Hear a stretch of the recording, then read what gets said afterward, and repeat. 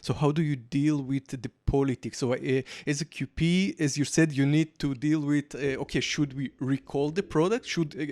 Can we release the product? And from the other side, you have the people who count the money and they say, okay, we cannot lose this batch. It cannot happen. Yep, absolutely. Mm-hmm. So there are people who would say very definite no and not really give a reason. I'm not one of those. I would always look at the pros and cons and give a balanced risk assessment.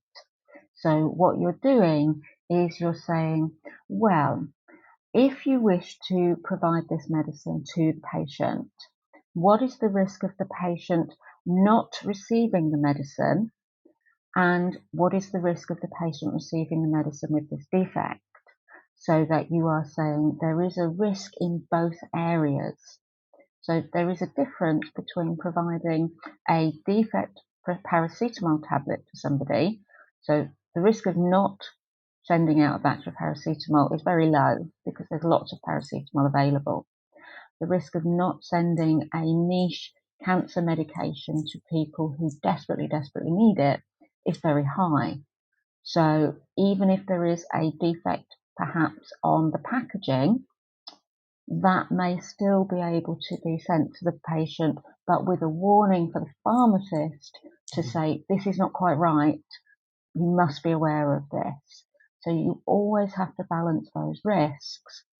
And what the QP can do is take advice from lots of experts. The QP is a generalist, and we have experts in pharmaceutics, in manufacturing, in pharmacovigilance, and we use that advice to help us generate that risk model.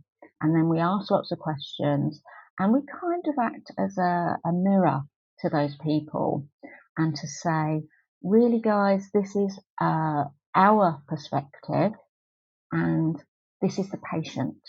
This is where that risk resides, not with us, with the patient.